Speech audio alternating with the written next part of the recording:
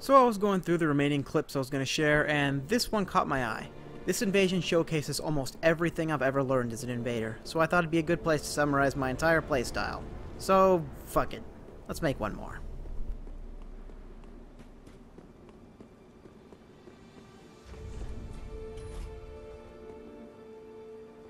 Obviously, I'm not going in there until I'm sure they absolutely refuse to chase me, you know, as usual. So for now, I'm going to annoy them with some great arrows. My secondary strategy of playing the edge doesn't work quite as well when the closest mobs that can protect me are so far away, as you have to escape the chase down for longer to reach them. That makes safe heals harder and the likelihood of dragging them into PvE lesser.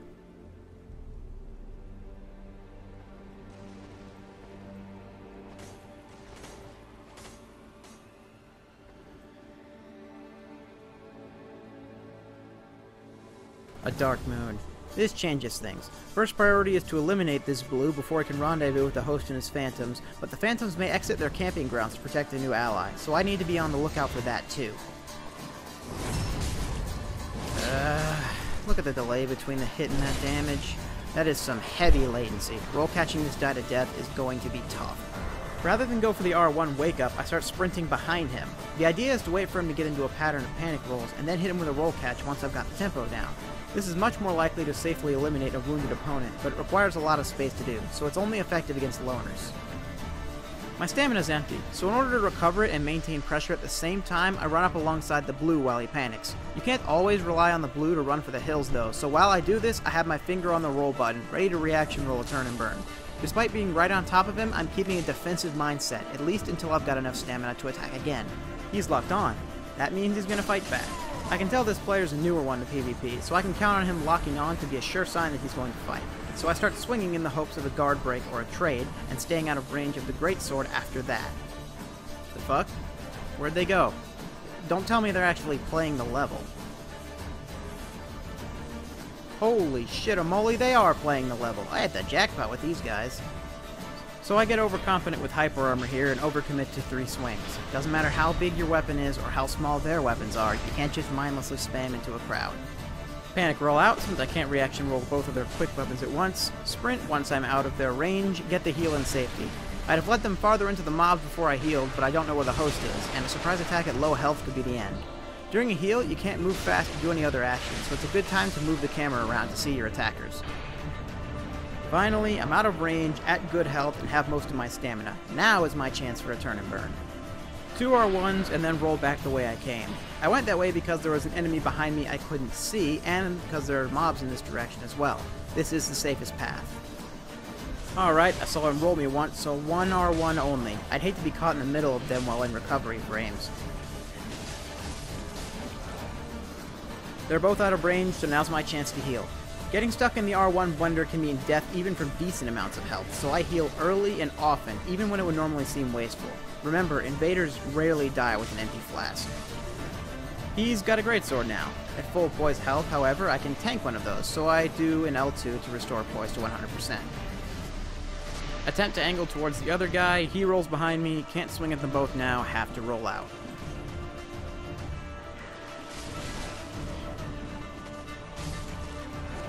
They're distracted by mobs, so now's my chance. Both are in range for a follow-up, so I go for it, landing a few hits on one of them.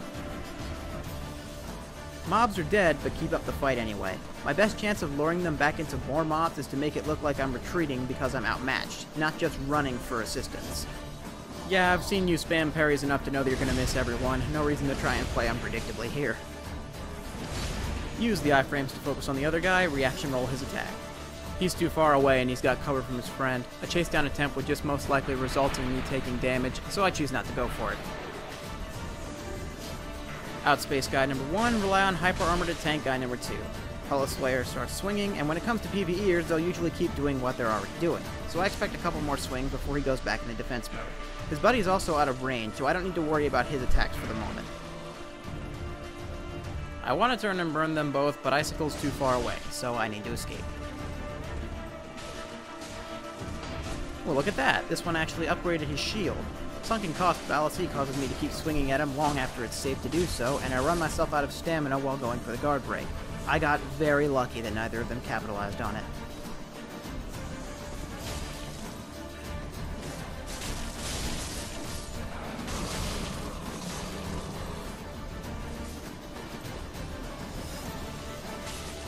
Eh, roll timings need work. Could have dodged that if I'd kept my cool.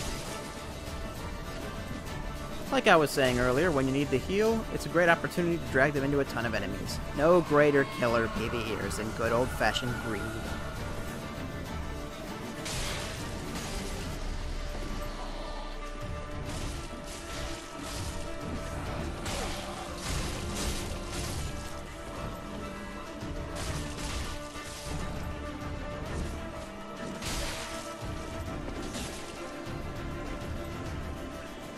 I try to get them off of me, but I do it before my stamina recovers, so I end up overswinging. If it wasn't for that mob, I might not have made it.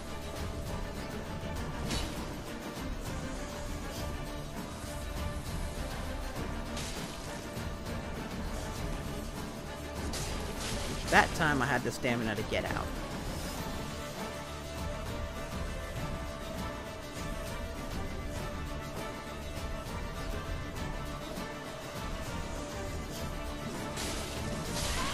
They're both in range, and there's no third guy to interrupt, so keep swinging. It works, and Knight of Want number 1 is down. Before I can tend to the survivors, a blue shows up, and we're back to square one. However, the blue will give me 2 Estus on death, isn't the password summon, and appears to be wearing minimal armor. This might actually be a blessing in disguise. Turn and burn, roll. Turn and burn, roll. Since the blue has a weapon that can interrupt my hyper armor, swinging twice at the white while the blue moves in to intercept becomes far more risky. I need more space between them to attempt that now.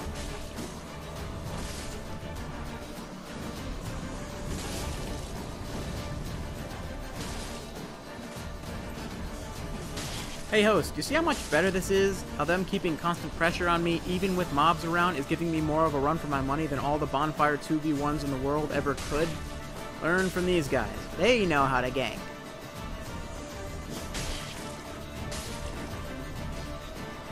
Oh, for the love of God, get me the fuck out of here. If the third blue shows up, avoiding the chase down in the lake will be extremely difficult. I have to go now.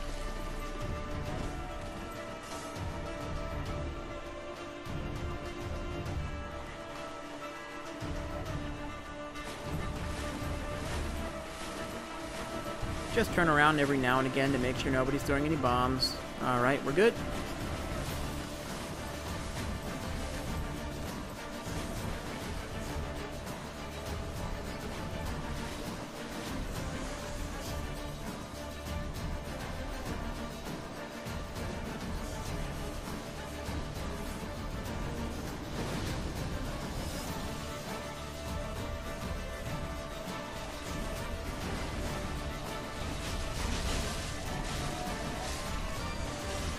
I'm letting these enemies go to waste, but I don't know where the exit door is at this point in the level. It's the highest priority that I know the way out, lest the Wall Covenant claim another victim.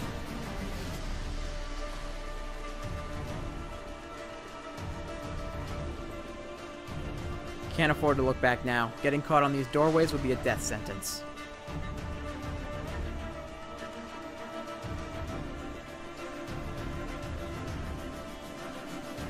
There we go. That worked a lot better than last time. And twice in the same invasion. Oh no, my health is so low. It would be a shame if some big, strong password summon chased me into the Silver Knight Sniper's kill zone. They think better of it though, so I need to move in and support the melee knight. Make it look like I'm going to go gank with the knight, and turn and burn the blue instead. It's safe to do this because I know the knight has the white occupied. Run alongside those panic rolls. Don't need to catch the first, don't need to catch the second. Wait for the roll pattern, then go in for the kill.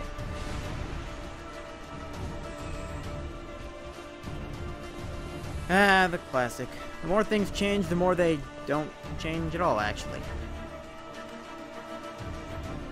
And dead.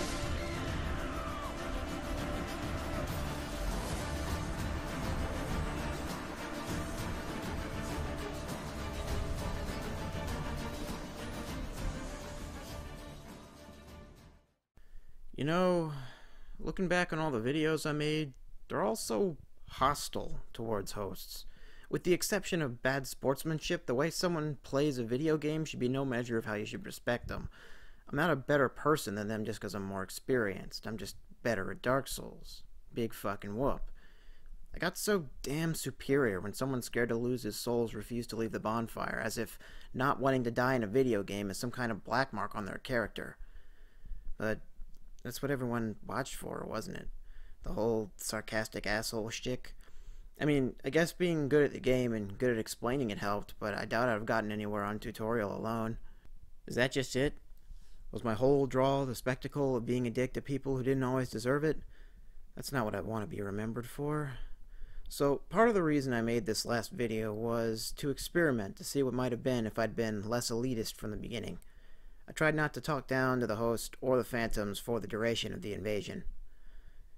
Let me know if this was any better or worse than the other videos, please. It'd be really nice to get closure on this, know what people actually think of it. Thanks for watching. See you on Twitch.